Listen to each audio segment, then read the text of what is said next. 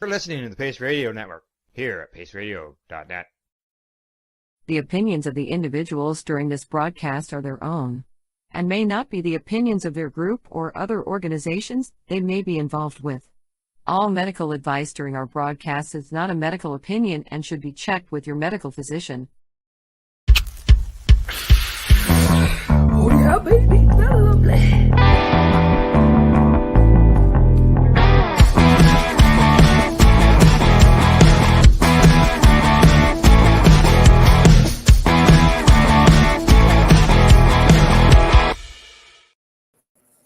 Good morning, it's January the 18th, and welcome to Psychedelics and Cannabis Educational News, your cannabis and psychedelic news source, found here at paceradio.net and cbgtv.com.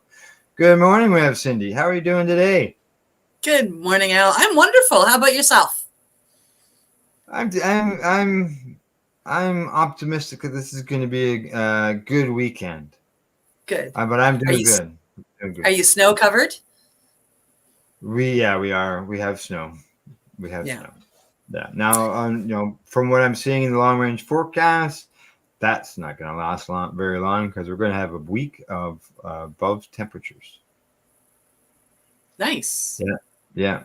So I don't know how the snow is going to look in a week's time, but for now, the snowmobilers are out and on the trails. At least you're not Vancouver. Like, you're used to snow where you are.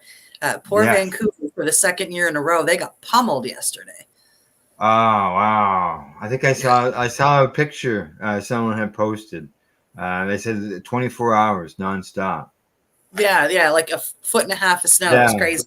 Yeah. And they're not used to snow. They all have summer Correct. tires. Yeah. Yes, exactly. We'll have to make the weather part of our news broadcast because every host I talk with, we always talk weather. All right, talking about news.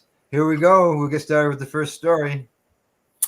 The first story is coming to us from the Standard. Indigenous activists say they have historical right to sell and trade cannabis. That's right. 10 Indigenous Ontarians, including a man from the Wanapete First Nation in the Sudbury area, are expected to argue in a Sudbury courtroom they have a right to sell and trade cannabis. Yeah, the 10 are facing cannabis-related charges laid from 2019 to 2021. At issue is their historical right to use and trade cannabis. The charges were laid in the early years of cannabis legalization here in Canada. The 10 accused include Derek Rowe, co-owner of Creators Choice Cannabis on the Wanapete First Nation, David Brennan of Parry Sound, Harley Hill, Chadwick McGregor, who I know through Facebook, Michael Nolan, and Sarah McQuabi. All 10 are expected to argue they are descendants of a long-forgotten First Nation called Amiqua, or the Beaver people. The Amiqua, however, are not recognized by the federal government or other area First Nation communities, has never signed a treaty or ceded their territory to federal government. Good for them.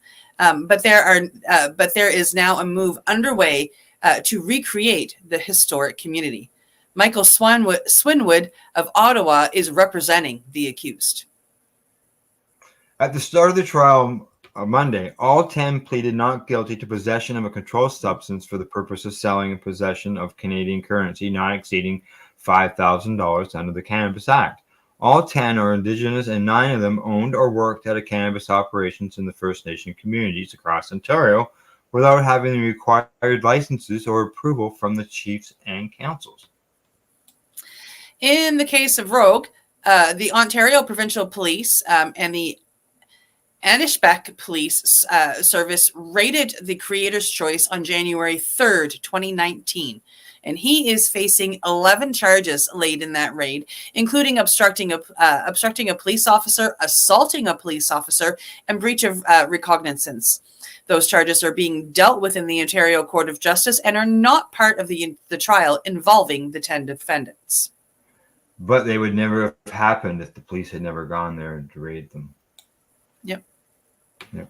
So you wonder, will they be dropped if they win this case? Right? I hope so. Yeah. Yeah. Now, band counselor Ted Rogue told reporters that we don't need a license to sell cannabis. It is the Indigenous right to be economically self-sustaining. We don't need to get permission from the province to do this. On Wednesday, Superior Court Justice Patrick Bosher denied the nation of Amiqua Nipissing allies, the Nana. Oh, I love that name, Nana. That's what I am. A long forgotten. I'm a Nana, not part of the nation. Yeah. A long forgotten First Nation community in Ontario. Which is an intervenor status in the case. Justice Bosher noted that the nation of the Amiqua Nipissing allies has indicated it wanted to call 3 witnesses. However, the lawyer for the 10 defendants had already told the court he intends to two of the 3 witnesses. I think he's intended to call 2 of the 3 witnesses. Yeah. Bosher ruled that a third proposed Nana witness was also not needed because one of those 2 defense witnesses, Amiqua Chief Stacy Amiqwabi, was knowledgeable about the ongoing historical research project work being done on the Amiqua people by the third proposed witness. It says here that I do find that the Nana intervenor evidence would be no different than what is being presented by the accused, according to Boucher in his ruling. There will not be an evidentiary gap that stands to be filled by the intervenor. Bosher also noted that the charges are now before the court following years of case management, case conferences, and 2 summary dismissal applications by the Crown. The Crown had opposed granting inventor status to Nana in the case, and the trial continues Thursday. Yeah, and a little bit of history on them. It says here, according to Wikipedia, that they were a Native American clan, one of the first recognized by Europeans in the 17th century. They inhabited the north shore of the Lake Huron, opposite the island of Manitoulin, along the shores between Mississauga and French rivers, and along the Spanish River.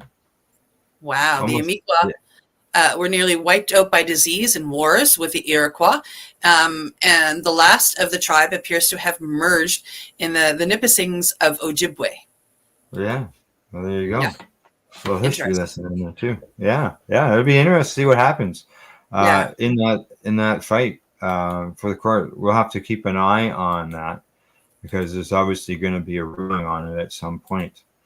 Yeah, and it's going to be a big one. Like, I mean, here in Nova Scotia, we have a lot, and I mean a lot of Indigenous dispensaries. And like, I mean, you guys think that you're like the 2. I've been to the 2 Green Miles there just outside of Toronto. Yeah, you've been to. Correct. Right? You've been to and around there, and then over in the other one. And these are huge places, and I'm pretty sure that tiny little Nova Scotia, if you add up all of those on those 2 Green Miles, we got you beat. For number. Oh yeah, that's only 2. That's only 2 of the reserves in Ontario. And it's only 2, and I get that, but those 2 reserves, there's a lot. Like, well, it's good. Yeah, beautiful. Yeah, it's great. Yeah, I hope. All right. Okay, here we go. On to the next story. Here's the headline. Coming to you from Global News, grocer giant Loblaws pushing Ford government to change cannabis retail rules. I went, huh? Well, here we go. As the Ford government ushers in new cannabis regulations that could dramatically scale up the number of licensed shops in Ontario. I don't think it will. It just allows it to change ownerships. Global News can reveal that grocery store giant Loblaws has been pushing the province for legal changes that would allow the supermarket giant to enter the bud business. According to internal government documents, Loblaws held meetings with the Ford government officials, including the Attorney General's office, to request changes about how the cannabis market works in Ontario. I think that would be a great step. Are we really going to like the law if it goes through? Maybe not, but it's going to be a great step at getting it everywhere. Part of the Loblaws pitch to the province included doing away with government regulations that restrict the sale of cannabis inside stores where other items such as snacks and chocolate could be available for purchase. Because, snacks and chocolate don't go with cannabis. Yeah. Documents obtained by Global News using Freedom of Information laws show Loblaws has been pushing for the change since at least 2019, just months after the federal government legalized the sale of cannabis in Canada. Initially, the giant or the grocery giant lobbied the Ford government to allow a store within a store model to run in Ontario, the same way wine racks pop up at some Loblaw locations. According to the Alcohol and Gaming Commission of Ontario, the regulator of legal cannabis sales in the province, a licensed store must be separate from other businesses. See, I think it's a missed opportunity where they could allow medical sales from medical end within the recreational store. Well, I was told the other day, and this is something I didn't know, and I'm really shocked I didn't know it. I knew that it was being proposed to happen years ago in Ontario, but apparently, if I have a prescription, I can walk into a Shoppers Drug Mart here in Nova Scotia and get my prescription of cannabis. Yeah, because they had a license to do so. Yeah, but that's still pretty amazing. I mean, whether I like the way that it's handled or not, that's a great step. I'm really happy it happened. I think this is another great step. They have little separate areas where they sell their cigarettes and such. So why can't they have two separate little areas and have a cannabis store right there for Loblaws as well? Well, our pharmacy stores don't have cigarettes anymore. But as far as the cannabis end, why not have a medical kiosk inside of a store where people, whether it's Loblaws, I'm thinking more along the line of a recreational store, but inside a store where patients could go for access without having to wait for it to be delivered in the mail. Yep.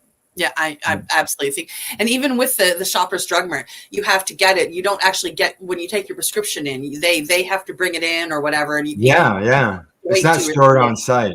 That's the thing, right? Yeah, the retail space must be enclosed by walls separating it from any other commercial establishment or activity, which prevents the sale of cannabis products inside grocery stores. Loblaws then launched a renewed push to change a slew of cannabis rules in the summer and fall of 2022, the document suggests. Public lobbying records show that attempts to change the cannabis rules appear to be ongoing. Go Loblaws, go. Loblaw submitted a series of suggestions in the summer and fall as part of the Ford government's consultations around the red tape reduction law at the time. If these are all good suggestions, I know where you're coming from. The first rule Loblaws wanted to see scrapped was regulation that banned companies that sell medical cannabis from being able to sell cannabis recreationally. That change could make it easier for the grocery store, which also owns Shoppers Drug Mart, to enter the cannabis market. Because Shoppers Drug Mart sells medical cannabis, provincial documents explained Loblaws is limited in how it can sell cannabis for general consumption. The unintended consequence is both limiting investment in Ontario as well as preventing established retailers from providing strong support to the newly forming Ontario cannabis sector, a submission from Loblaws argued. The grocery giant also wanted to eliminate a rule that prevented companies with existing online sale websites from offering cannabis. Those rules stop companies like Loblaws from using their online stores and inventory software systems for cannabis ventures. While Loblaws has not succeeded in the main requests outlined in the document, including allowing a store within a store, the provincial document suggests the grocery store is already investing in cannabis.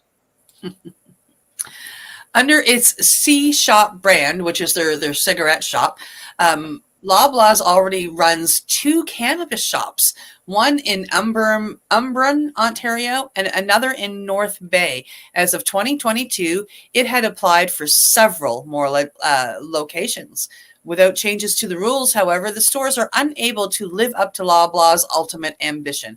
While the C shops are located in the same building as the grocery store, although they have a separate entrance, the current rules mean they need separate entrances and covered windows. Yeah, correct. Yeah. Loblaws push for store within a store in its request to remove rules that say cannabis products cannot be visible to those outside the store. Suggests Loblaws hope to expand its C Shop brand and make it more accessible to its existing grocery store customers. I could see C could become cigarette shop, cannabis shop, right? Yeah. Yeah. Reaction to the changes proposed by Loblaws has been mixed. Harrison Jordan, managing lawyer at the firm Substance Law, said the changes would likely disproportionately benefit big box retailers more than the small retailers. And possibly, right? I like the idea, though. Honestly, I like the idea. I mean, like, just the more businesses out there doing this, the more the stigma is going to go away, if for no other reason. He did, however, suggest some smaller businesses like convenience stores could potentially see benefits from lifting the rules around the display of cannabis and rules that forbid a store within a store. Yeah, that's right. If Loblaws starts doing it, what's to say that Needs and Quickway can't? Yeah, the Ontario NDP's critic for consumer protection, Tom Rekovic, told Global News that if Ontario granted Loblaws' request, it won't be the first time this government makes crucial public policy to favor big corporations. Another one that could benefit from this is the owners of Circle K. They're Course Tarch or something. It's a company out of Quebec. Right, because they already have a cannabis end of stuff, and they would take advantage of this as well. Oh gosh, everywhere but Quebec they would. Yeah. Yep. You've already read that. He called for transparency in the process and said that the Ford government was tipping the scales in favor of big box and chain stores through policy changes. Communities need to have a say in the future of cannabis retail in their neighborhoods. Omar Khan, Chief Communications and Public Affairs Officer for the Canadian cannabis company High Tide, said his organization would ultimately welcome the competition. We welcome anyone who wants to enter the cannabis market. Competition is good. Increased access to local stores is good. I think it's amazing. I agree with him. Now, Khan said he felt Loblaws would face some barriers in its potential plan, especially with strict rules in place to keep cannabis products away from children. He says the current framework is designed to ensure that only adults are able to enter and exit these stores, and that these stores are not located inside of locations that sell candy and pop and whatnot. So I think that could be problematic for anyone advocating for a physical store within a grocery store at the moment. But I go back to the cigarette stores, Sobeys, Superstore, all of these like big chain stores, they have their cigarette shop. It's not within the store, but it is within the store. It's a separate entrance. It's a separate little, it's actually quite, I find it a confining room. I'd have claustrophobia in there, but it's a separate little area. So if they can do that for something that causes cancer, why can't they do that for something that cures cancer? Yeah, it's the stigma. Yeah. Oh, very much. Yeah. Entries in the provincial lobby register suggest the company continues to advocacy campaign with several lobbyists paid by the grocery giant still targeting the four government ministers to change cannabis rules. One lobbyist is still registered to advocate for Loblaws, appears to be working on the same file, which is the 2022 documents. An entry on the lobbying database describes their goal as the reduction of red tape with the cannabis within the cannabis sector to enable more secure retail spaces and facilitate more investment in the sector. Yeah, so there's some good stuff there, and I'm sure there's some stuff that people will have issues with. But yeah, there's yet again, if they can do it, if they can get it inside their store, then maybe the smaller mom and pop convenience stores can maybe expand. But when it comes to allowing, like Ontario going from 75 stores per owner to 150 stores per owner, that doesn't necessarily mean that there's going to be more stores in the province. What it does mean is that bigger companies will be able to buy out smaller companies and own more stores. Yeah. So, all right, on to the next story. Headline says, we are heading over to City and Culture. Why psilocybin is a vital addition to Canada's healthcare arsenal. All right, good stuff. In Canada, our tax-funded healthcare system, a cornerstone of our national identity, guarantees equal access to a wide range of treatments from antidepressants and antibiotics to life-saving surgeries and even methadone and medical assistance in dying. Yet, there's a significant and progressive element missing from this list: psilocybin-assisted therapy. Under the nation, go ahead. I was just going to make just a quick comment that I was going to say Okay. psilocybin should be exchanged with psychedelic-assisted therapy, but we'll start with some. There you go. Yep. Across the nation, healthcare spending decisions, such as which treatments are included under various provincial medical service plans, rest in the hands of our elected representatives. For instance, British Columbia has made significant investments in opioid and antagonist therapies annually. Thousands access methadone for opioid addiction. Equally notable is the increasing demand for MAID, with over 2,000 British Columbians opting for MAID out of the total of 10,000 nationwide in 2021. While these are necessary solutions, they have their limitations. Yeah. Methadone, while helpful for many, can lead to new dependencies and health complications. Its potential for abuse and diversion is a known concern. On the other hand, psilocybin represents a markedly different approach, offering a novel alternative. Yet, the lack of funding under MSPs across Canada restricts its accessibility to those who can benefit from it. This, in turn, forces people like Jesse Merckx, a 28-year-old British Columbian who has successfully used psilocybin to get off opiates and methadone, to seek treatment underground without healthcare funding. Merckx and his doctors are struggling to keep treatment going. It is worth noting that in British Columbia, a province-wide Section 56 exemption legally permits the consumption and possession of fentanyl, heroin, cocaine, as well as other opiates. However, similar requests to access medical psilocybin through Section 56 exemptions has been denied by Health Ministers Mark Holland and Ayara Sachs. This access discrepancy promotes a crucial question: why do our health ministers allow possession of heroin, fentanyl, and cocaine, but not psilocybin? And why not consider both, especially when doctors are requesting medical access for their patients? That's a WTF. Yeah, they'll let a very depressed person kill themselves legally with help, but they won't let them pop a mushroom to see if they can cure themselves first. Yeah, access to cocaine, fentanyl, heroin. Yeah. Well, I know somebody who had the Section 56 to access to cocaine.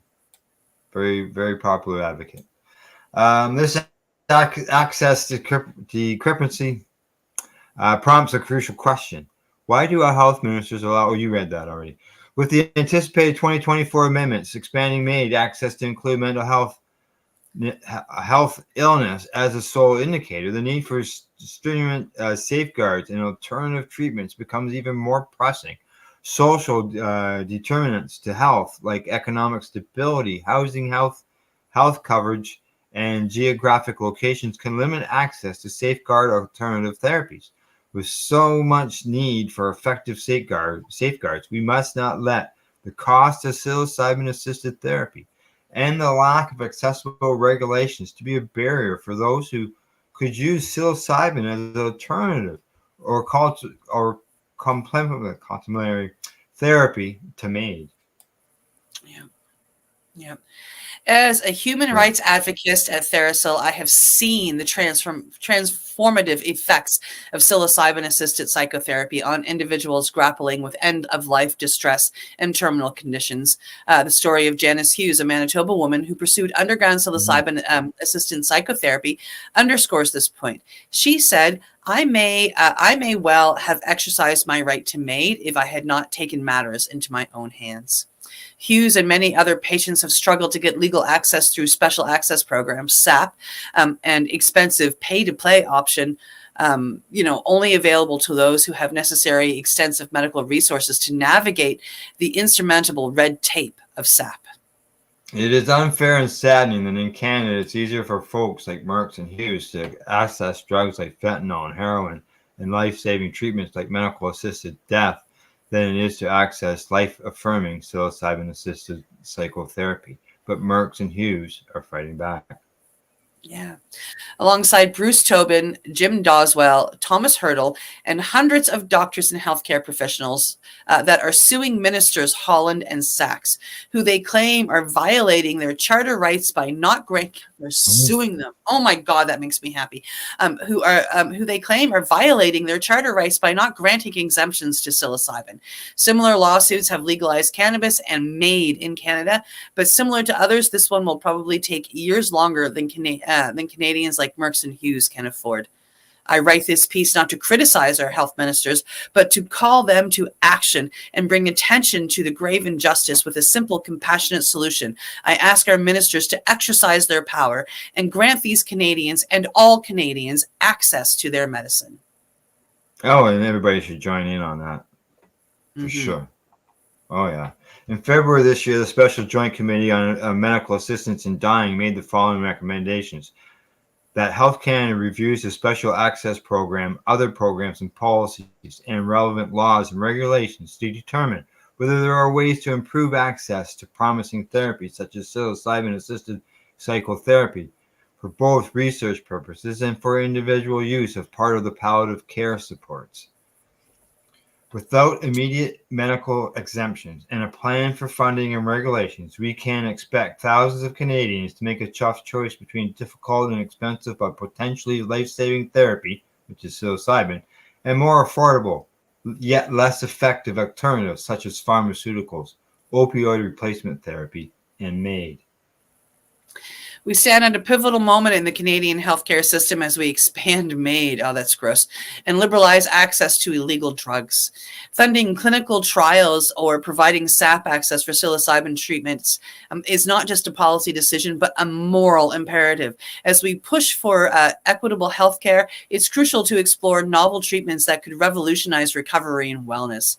We need to expand subsidized access to psilocybin for Canadians in medical need. Last year, Therasil drafted medical regulations, which are based on medical cannabis regulations and would help thousands of patients and healthcare professionals access legal psilocybin and crack down on illegal sales and replace it with regulated market. Regulations takes time. So in the meantime, I, along with hundreds of other Canadian healthcare professionals and patients, engaged in the courts. They can implore Honourable Minister Holland and Honourable Minister Sachs to grant Section 56 exemptions to psilocybin in compassionate grounds. I urge our governments at both provincial and federal laws to consider funding psilocybin therapy as an essential service. It is time to embrace innovation and compassion in our healthcare system, providing hope and new avenues for treatment to all Canadians in medical need. Yes, I agree. Yeah, no, this was a great article. I don't know which one of us found this, but what a great article. Yeah. Oh yeah. It actually was you that found that, and yeah, it is. You know, it's this guy's opinion piece, and it's bang on. It doesn't make sense to to cut that option off by severely limiting access to something that is helping so many people and allowing them to use the MAID program easier than accessing something that we're seeing every day and reporting all the time. So, yeah. All right, one more story before we go to break. Okie dokie. We are heading over to StratCan, and we're just waiting for Trudeau. Yes, we are. There's the headline. Waiting for Trudeau. All right. Cannabis legalization was one of the crown jewels of Trudeau's Liberal Party of Canada, arguably helping to catapult the party to a majority government in 2015.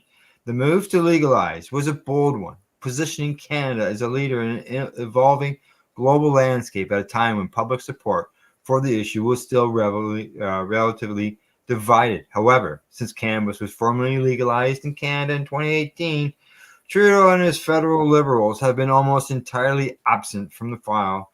This despite comments made at a town hall meeting in March of 2023 that it may be time for the government to look at how to support the sector more. On one hand, Trudeau and the Liberals not only avoiding the subject of cannabis legalization, but also the sector in general makes sense. Supporting the legal industry isn't as simple as supporting legalization as a concept, and many conservative voters still hate all things cannabis. At the same time, those who supported the concept of legalization don't necessarily support the current model, and public perception of the industry is informed by media coverage, focusing on large publicly traded companies with high-paid C-suite executives. In addition, Trudeau was always very clear that the goals of legalization were based on public health and safety, not economic growth. However, for legalization to be successful, it must be a viable private business sector. For many cannabis companies in Canada, from producers to retailers and all steps in between, being able to keep the lights on and make payroll is challenging, especially in such a highly regulated and taxed sector. The federal excise tax alone can eat into 30% or more of the cannabis producers' profits, something that the industry has been loudly pointing out to anyone who will listen for years. Trudeau said in the past that applying too much tax to cannabis will undermine the viability of the sector, driving people back to the black market, similar to what we've seen with tobacco. And he did say that. Yeah. The fact is that if you tax too much, as we see with cigarettes, you end up driving things towards a black market, which will not keep Canadians safe, particularly young Canadians, he said in 2015. However, since Canada finally legalized, with the first cannabis being sold on October 17th, 2018, Trudeau and the federal Liberals have been essentially MIA on the file. Industry concerns about burdensome regulations and excessive levels of taxation are largely ignored. While the effort to establish a regulatory market or industry was successful, an increasing number of cannabis businesses are failing, and the health of the industry itself is at stake. Rather than taking a victory lap on what was once one of the crowning policy proposals for the party, it's now the forgotten toy at the bottom of the chest. Trudeau seems to have forgotten about the cannabis almost entirely.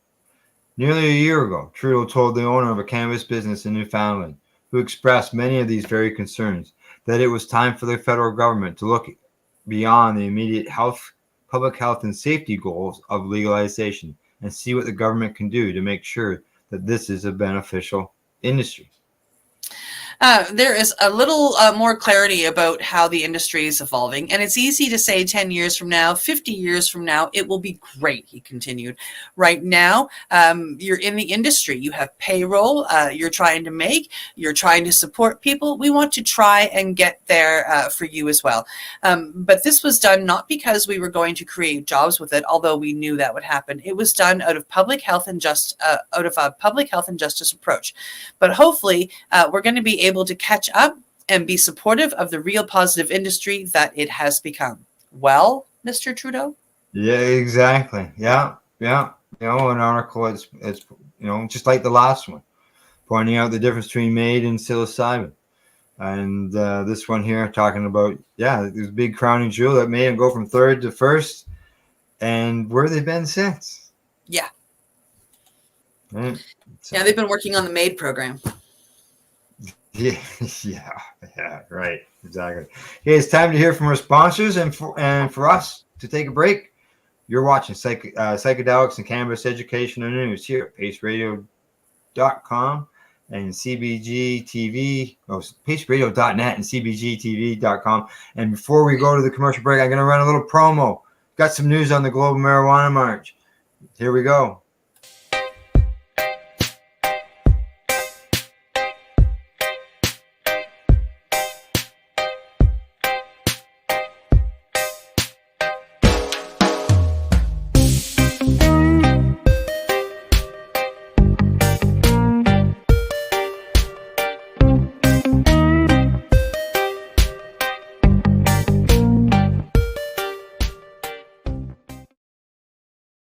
We are people advocating cannabis education here at paceradio.net. Limestone City Hydroponics is Kingston, Ontario's hydroponics shop. Take your growing to the next level and create the optimal environment with a tent kit, or maximize your yield with an ebb and flow flood table kit. Either way, Limestone City Hydroponics has more sizes and options to fit your needs. Are you looking for the power of the sun that adapts to your budget? Then look no further, as they have professional grow lighting. They have indoor grow systems that are easy and cost effective, with many options to fit your living space and lifestyle. Cultivate your growing potential. We have everything you need to succeed. And if you can't make it to the store, they offer local delivery to the greater Kingston area. Remember, when you're looking for experts to help you grow, then look no further than the locally owned Limestone City Hydroponics, 105 Sunderland Drive in Kingston, Ontario. Call them at 613-548-0420. Are you a cannabis content creator? Are you looking for a place to have your content seen? If you answer yes to both questions, then you need to check out cbgtv.com. CBG TV broadcasting to a worldwide audience. Find us at cbgtv.com. Enjoy the buzz of legalization with Campbellford Lifestyle Shop. From lights to plant nutrients, books, consumption accessories, and more. We've got all your basics to grow or consume cannabis. Visit our info center or take a look at our piercing services and body jewelry, now available in-store through Campbellford Lifestyle Shop. 17 Bridge Street West, Campbellford. Are you looking to get your medical cannabis grow license? Limestone City Hydroponics can help patients through the process of obtaining their license to grow medical cannabis. What's that? You don't have a doctor. If you meet the medical criteria, Limestone City Hydroponics has a nurse practitioner who can assess and provide medical cannabis prescriptions. What are you waiting for? Contact Limestone City Hydroponics at limestonecityhydroponics.ca or call them at 613-548-0420. PACE Radio is the People Advocating Cannabis Education Radio Network. Legacy 420 have an awesome array of cannabis-infused beverages, from pop to Nature's Nectar's teas, all in amazing flavors. What a selection! We even have a delicious mango-infused juice, and let me tell you, it's delicious. Everything is infused in-house, so we buy our syrup from the same place where everybody else buys their syrup for their pop, and the infusion is done in the lab. It's all canned here, labeled here, produced 100% on Tyendinaga. We have two lines of drinks. One is called our Nature's Nectar. That was our original line that we came out with, and then we also have a line under the Red E brand. We have them in 10 milligrams, 30 milligram, and 60 milligram cans. What a great selection for a get-together with friends or after a long day. Remember, if you want to wet your whistle with on-site lab-tested products, come see your trusted partner. Legacy 420 out on your road.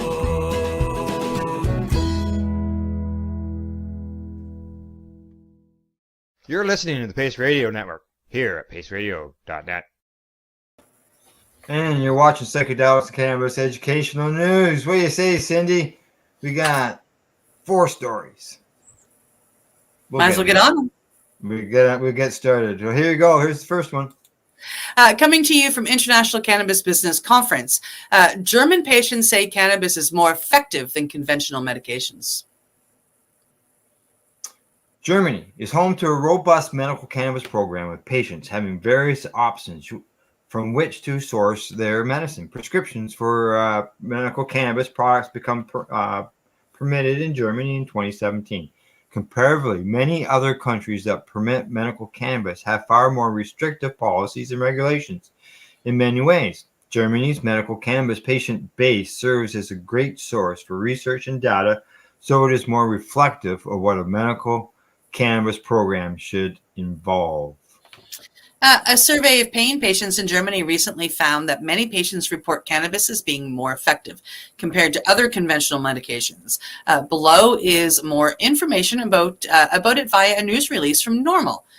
Patients with chronic pain and other conditions report that cannabis is often more effective than conventional treatments, according to survey data published in the journal Frontiers in Medicine.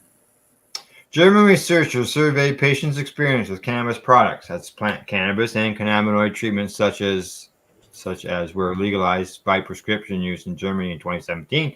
However, such products are typically only authorized when patients are unresponsive to traditional therapies. Over 200 patients participated in the survey. Most respondents suffered from chronic pain and over 2/3 of the survey's participants consumed cannabis flowers or plant-derived extracts. Consistent with numerous other studies, patients reported reductions in their daily pain following cannabis therapy. Patients also said that they were less likely to be either anxious or depressed while using cannabis. Participants reported greater satisfaction with cannabis and said that it was more effective than their prior therapies. 94% of those surveyed reported holding more positive attitudes towards cannabis following treatment. The result of this cross-sectional survey suggests that most surveyed outpatients treated with prescription cannabinoids in Germany subjectively experience health benefits and symptom reduction associated with these therapies, the study's authors concluded. Full text of the studies: patients' perspectives on prescription cannabinoid therapy, a cross-sectional, exploratory, anonymous, one-time, web-based survey among German patients. Wow, appears in Frontiers Medicine. And additional information on cannabis and chronic pain are available on the Normals publication. Clinical applications for cannabis and cannabis. Well, it's good to hear that the patients in Germany are finding cannabis as very effective treatment. Yes. That's right. Okay, on to the next story. On to the next story, coming to us from Cannabis News. Shifting Tides, Insights and Trends from the Canadian Cannabis Survey of 2023. The Canadian Cannabis Survey 2023 provides a comprehensive overview of the current landscape of cannabis use, attitudes, and knowledge in Canada. The survey, conducted annually since 2017, helps evaluate the impacts of the Cannabis Act, which came into effect back in 2018. This extensive survey offers key insights into how Canadians perceive and use cannabis, reflecting trends and changes over time. Key findings. Number 1, public knowledge and beliefs about cannabis-associated harms. A significant portion of Canadians is aware of the potential harms associated with cannabis. This includes the habit-forming nature of cannabis, risks during pregnancy and breastfeeding, and increased harm to teenagers. The survey also reveals that 68% of respondents in 2023 believe frequent cannabis use can elevate mental health risks. Wow, really? 68% of us. Wow. Access to trustworthy information. Yeah, we need access to trustworthy information, apparently. The survey indicates a slight decline in the percentage of Canadians who feel they have access to enough trustworthy information about cannabis health risks, dropping from 72% in 2022 to 69% in 23. Exposure to health warning messages. There has been a fluctuation in the number of Canadians who have seen health warning messages on cannabis products, with 32% acknowledging this in 2023 compared to past years. Social acceptability and exposures to advertisements. The social acceptability of using various substances, including cannabis, has increased over the years. However, over half of the respondents in 2023 did not notice any cannabis advertisements or promotions. Number 5 was perceived risks and substance use. The survey also reveals that a majority of Canadians perceive moderate to great risk in using substances like tobacco, e-cigarettes, and cannabis in various forms. Perceptions of risk have changed over time, with an increase in the perceived risk of alcohol and vaping cannabis, and a decrease in the perceived risk of smoking tobacco and eating or drinking cannabis. What can be so harmful about vaping cannabis flower? I see there's a difference. Yeah, I don't know. Cannabis use patterns. The survey details various patterns of cannabis use among Canadians, including consumption methods and reason for use. And number 7 is changes over time. Since the legalization of cannabis in 2018, there have been significant shifts in public opinion and knowledge about cannabis. The survey results from 2023 compared to previous years show a more informed and accepting Canadian public. Yeah. The Cannabis Survey of 2023 are pivotal for shaping public health policies and educational initiatives. They highlight the evolving understanding of attitudes of Canadians towards cannabis use. This information is vital for policymakers, healthcare professionals, and the general public to foster a safe and informed environment around cannabis consumption. the evaluation of cannabis perception in Canada. Go ahead. Increased awareness of cannabis risks. The high level of awareness about risks associated with cannabis use, particularly among youth and during pregnancy, indicates the success of educational campaigns and public messaging. Number 2 is the need for accessible, reliable information. The slight decline in access to trustworthy information about cannabis health risks suggests a need for more accessible and reliable educational resources. Now, number 3 says fluctuating engagement with health. It says warnings. The varied engagement of health warning messages on cannabis products over the years underscores the importance of effective communication strategies to keep the public informed about potential risks. Shifts in social acceptability and advertising. The increased social acceptability of cannabis use, along a notable lack of exposure to cannabis advertisements, reflects a changing social landscape. This shift could influence consumer behavior and attitudes towards cannabis. Risk perception and substance use. The survey's insight into the perceived risks associated with different substances, including cannabis, alcohol, and tobacco, are crucial for understanding public attitudes. These perceptions can guide targeted health campaigns and inform regulatory decisions. Number 6 is trends in cannabis use.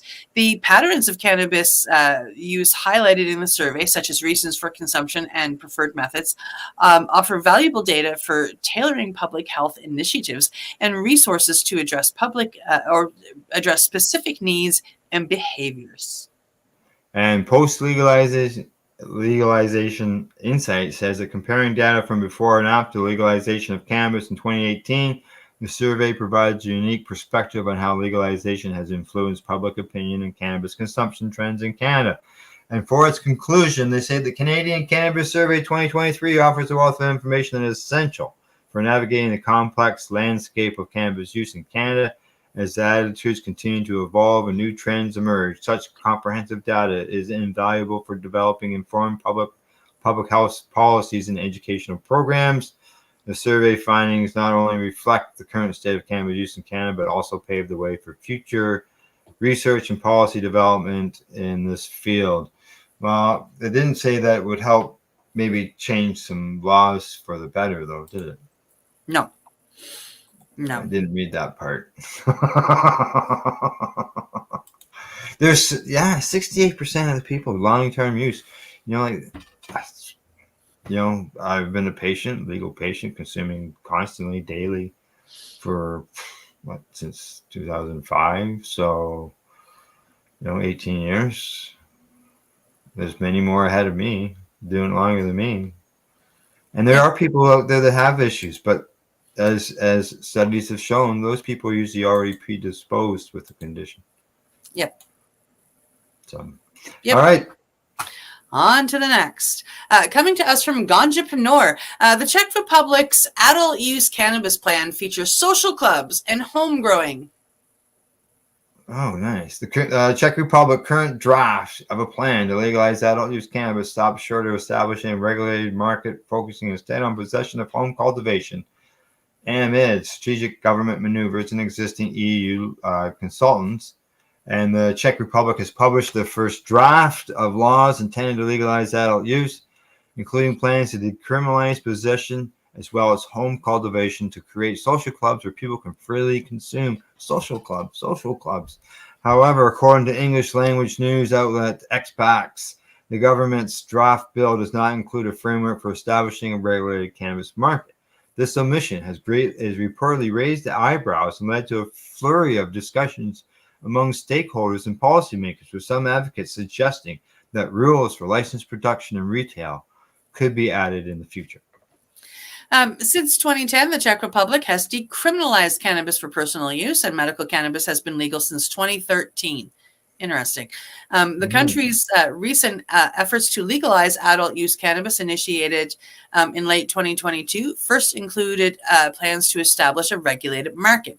However, the latest developments suggest a focus only on possession, home cultivation, and the formation of cannabis social clubs for the time being. According to expats, the Pirate Party, a prominent proponent of cannabis legalization in the Czech Republic, considers the current bill a compromise. The party intends to negotiate additional provisions, given that the bill is still under development by a working group since November of last year.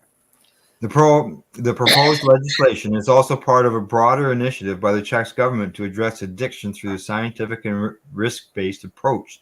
This approach involves regulating addictive substances according to their harm levels and adopting policies for harm reduction in addiction management. Despite not being finalized, the draft has already attracted criticism for its failure to create a legal market for cannabis. According to the report, Czech cannabis associations have expressed their concerns in joint press release. They argue that while permitting self-cultivation in cannabis clubs are steps forward, the absence of a regulated market doesn't fully address the issues arising from the current repressive approach, particularly the profits of illegal producers and dealers. Well, if it's decriminalized, they're not really illegal, are they? It's just, in a recent interview with Business of Cannabis, Dr. Thomas Reiska of Artenza, Czech, suggested that this move could be a strategic one ahead of the nation's upcoming elections. By omitting market regulations, the government might pressure the Christian Democrats, a coalition party opposing the commercial market, to change their stance. This plan also aims to create media attention and public discontent, paving the way for introducing a market in a later draft. In a quote from the interview, he states, "Politicians very much listen to what the people who voted for them say because they need their votes, and the elections are coming in 2025. This development in the Czech Republic mirrors the challenges faced by other European countries in establishing a legal adult use cannabis market. Germany's revised proposal due to European Commission pushback and the legal hurdles within the European Union framework also highlight the complexities involved." The decriminalization, one of the big differences between decriminalization, as it's done in Czechoslovakia, and legalization is that decriminalization does not allow for a supply source. Legalization does. So by having the clubs and by having the people grow their own, people are still getting the access. It's just decriminalized. Yeah. And even with legalization, as we know, there's still laws against it. And decriminalization still has laws against it. So, right. All righty. Let's get that one off the screen, out of the way there, off my screen anyways. And we'll go to the last story of the day. I'll bring it up. Here we go. Heading over to Green Market Report. New Jersey lawmakers seek to decriminalize psychedelics. New Jersey lawmakers were able to legalize cannabis, and now they want to have their sights set on psychedelics. District 22 State Senator Nicholas Scuteri sponsored legislation that would authorize the production and use of psilocybin to promote health and wellness, decriminalize the products, and expunge past offenses involving psilocybin production, possession, use, and distribution.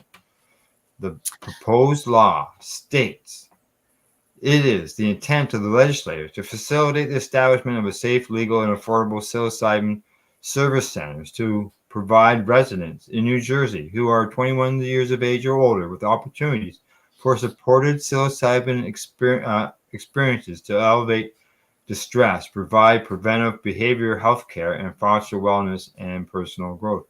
Sounds like legalization for medical purposes. Lawmakers tried to propose legalization in 2023, but pulled it to revise the language. Even though the legislation focuses mostly on mental health issues as a reason to legalize psychedelics, it does not rule out the use of psilocybin for recreational purposes. The legislation also proposes establishing a Department of Health, Psilocybin Behavioral Health Access and Services Advisory Board with 18 members.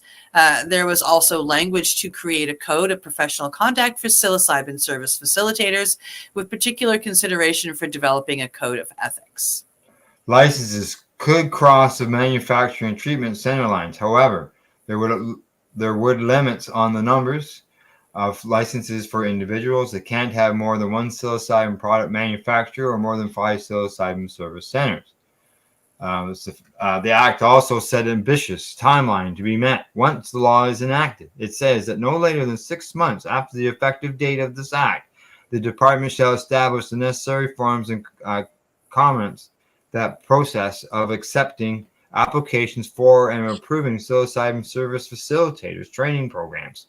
It also stated no later than 18 months after the effective date of this act, the department shall establish the necessary forms and comments the process of accepting applications for issuance of a psilocybin product manufacturer, psilocybin service center operators, psilocybin testing laboratories, and psilocybin service facilitator licenses and psilocybin worker permits. Similar to cannabis, psilocybin service centers can't be located close to schools and can't advertise their services in a way that would appeal to minors. There would also be a tracking system for the production of psilocybin products. The psilocybin department would also make these producers keep regulatory books on site and available for inspection, not unlike cannabis producers. There would be requirements on packaging and product testing. There would be fees attached to the licenses, also like cannabis. The products would only be available to people over the age of 21, and the workers in any of these facilities must also be over the age of 21. Oh, and the workers in any of these facilities. I'm just a little curious how that now. The law wrote that it wanted to create a social opportunity program for psilocybin. It would establish and administer an equitable access program to assist qualified economically disadvantaged individuals. Yay! With the cost of receiving psilocybin services. The program would identify demographically distressed locations to identify social opportunity applicants. Those who have past convictions regarding these products could ask for resentencing if the act is passed. New Jersey has actively courted medical companies to the state trade association. BioNG reported that the state had only 30 biotech companies in the early 90s, but that has grown to approximately 3,200 establishments. BioNG said that 46 of those firms are responsible for 70 new FDA drug approvals between 2020 and 21. It is also well timed with this week's announcement from the Compass Pathways, that is entering into a research collaboration with Hackensack Madurian. I am losing my ability to talk. Health, a leading non-for-profit health care organization and the largest, most comprehensive and truly integrated network in New Jersey. Yeah, I'm gonna cut the story off. It just gets more into about the company itself. Mm-hmm. But it's good to see that patients are going to be able to have access to it. Like it mentions, it's not for recreational purposes, but they still have to set up producers and all that in order to be able to create products for the patients. All right. I see we're at the end. Got all the stories covered. We're done. Anything you want to say before I sign us off? No. Have a great weekend. All right. From the Legacy420.com news desk. That's the news for today. I hope you found it educational and informative. Thanks to Legacy420.com, the Campbellford Lifestyle Shop, and Limestone City Hydroponics. Don't forget, our next broadcast is Monday with myself and Rev Kelly. Other than that, don't forget to educate, medicate, and do not incarcerate or hang people. Jesus Christ. You're listening to the Pace Radio Network here at paceradio.net. The opinions of the individuals during this broadcast are their own, and may not be the opinions of their group or other organizations they may be involved with. All medical advice during our broadcast is not a medical opinion and should be checked with your medical physician. When you have a pain that's reached its peak, Legacy for 20, it's so unique. If organic cannabis is what you seek, here's your trusted partner 7 days a week. Suppository salves, vapes and drops, topicals, edibles, infused pop. Just when life seems like it ain't easy, at Legacy 420, enjoy a pop freezy. Lab tested products, make them the GOAT. Legacy 420 out on your road. Legacy 420 in Tyendinaga Mohawk territory. Indigenous organic cannabis at its finest. Enjoy the buzz of legalization with Campbellford Lifestyle Shop. From lights to plant nutrients, books, consumption accessories, and more, we've got all your basics to grow or consume cannabis. Visit our info center or take a look at our piercing services and body jewelry, now available in-store through Campbellford Lifestyle Shop, 17 Bridge Street West, Campbellford. Limestone City Hydroponics is Kingston, Ontario's hydroponics shop. Take your growing to the next level and create the optimal environment with a tent kit, or maximize your yield with an ebb and flow flood table kit. Either way, Limestone City Hydroponics has more sizes and options to fit your needs. Are you looking for the power of the sun that adopts to your budget? Then look no further, as they have professional grow lighting. They have indoor grow systems that are easy and cost effective, with many options to fit your living space and lifestyle. Cultivate your growing potential. We have everything you need to succeed. And if you can't make it to the store, they offer local delivery to the greater Kingston area. Remember, when you're looking for experts to help you grow, then look no further than the locally owned Limestone City Hydroponics, 105 Sunderland Drive in Kingston, Ontario. Call them at 613-548-0420. We are people advocating cannabis education here at paceradio.net.